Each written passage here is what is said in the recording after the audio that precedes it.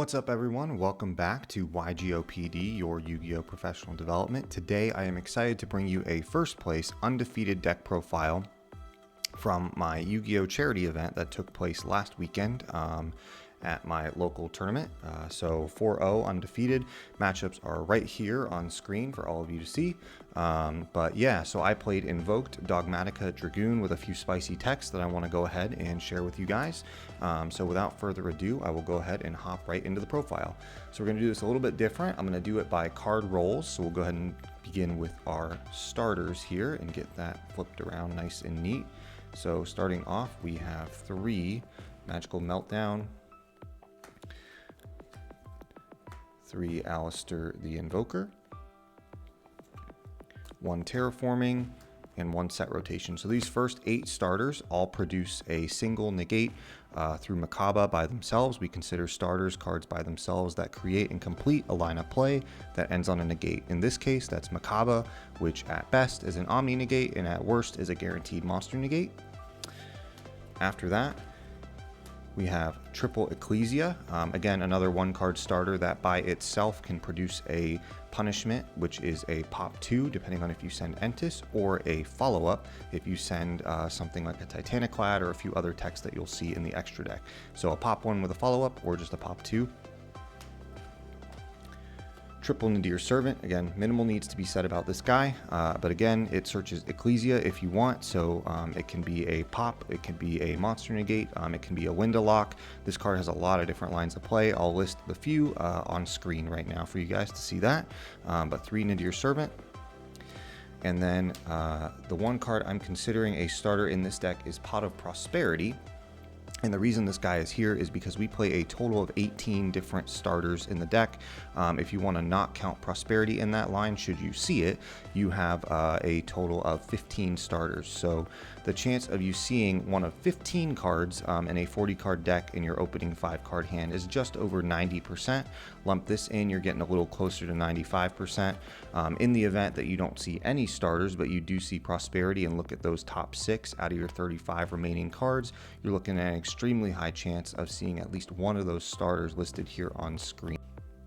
And then our last starter is 1 Red Eyes Fusion, producing our Omni Negate and untargetable, undestructible boss monster in the form of Dragoon.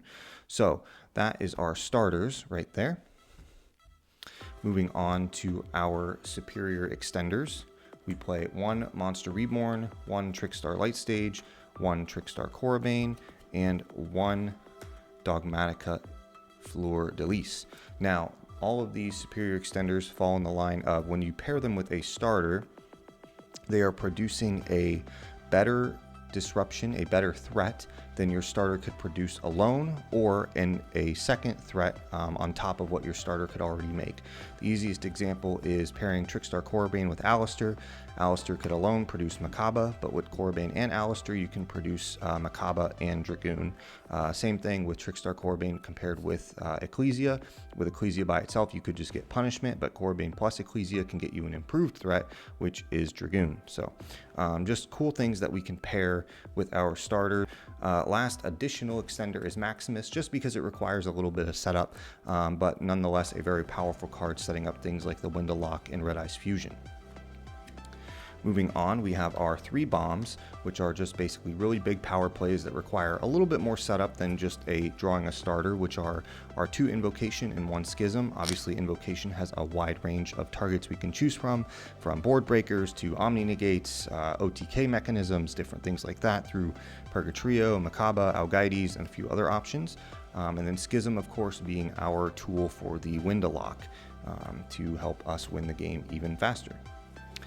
After that, we have our defensive cards, so all things that you want to see that'll either break your opponent's board or basically prevent them from building their board.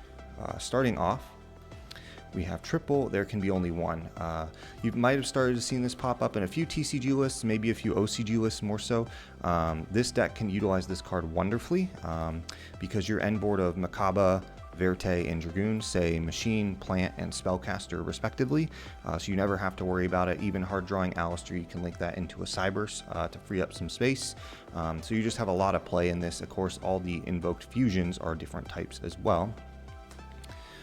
Following that up, we have triple Forbidden Droplet. Again, let them build their board, doesn't really matter. Just turn everything off, and then you can go for game, or just stop them right there if you're going first.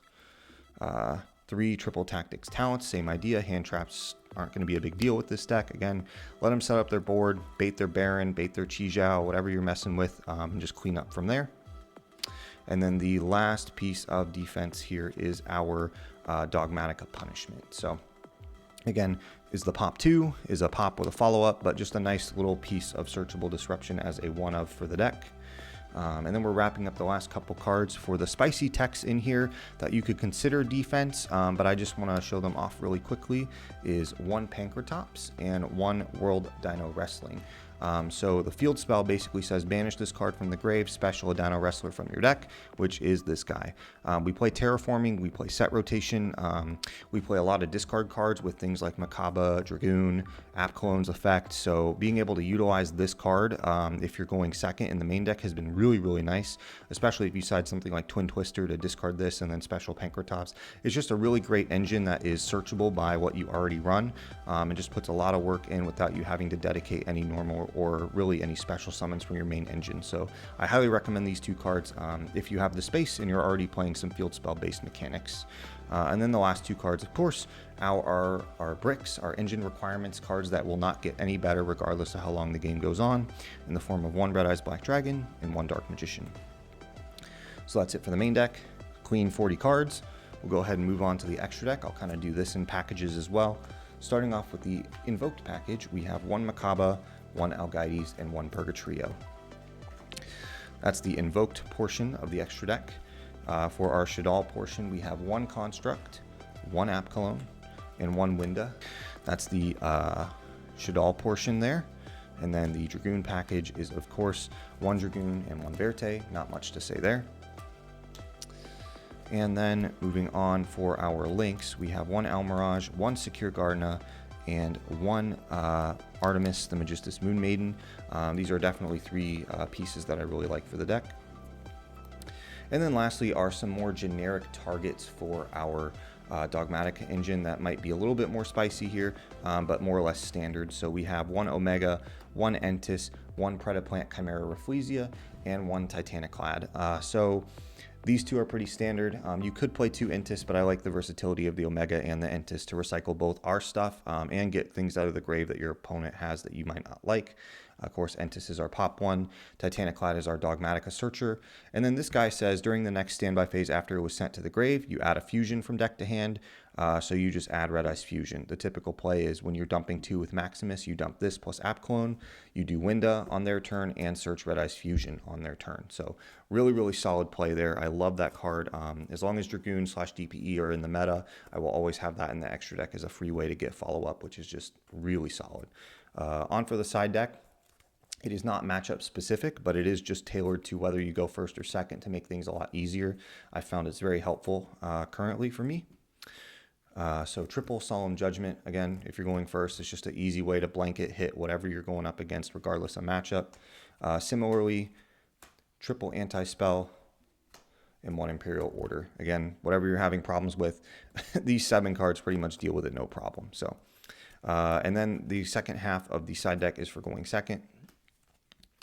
Triple Dark Ruler no more. I don't think much needs to be said there. You turn off whatever you need. The Sword Soul board, the Flunder Barrier statue, anything like that. So Dragoons of their own, different things. So really solid card. Triple Twin Twister.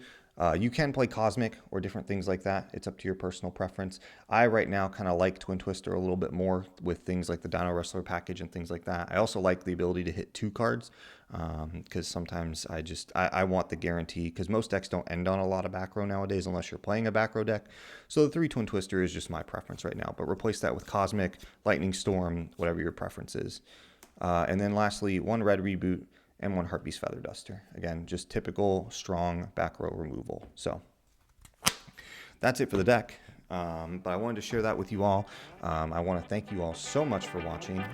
I will see you all in the next video later.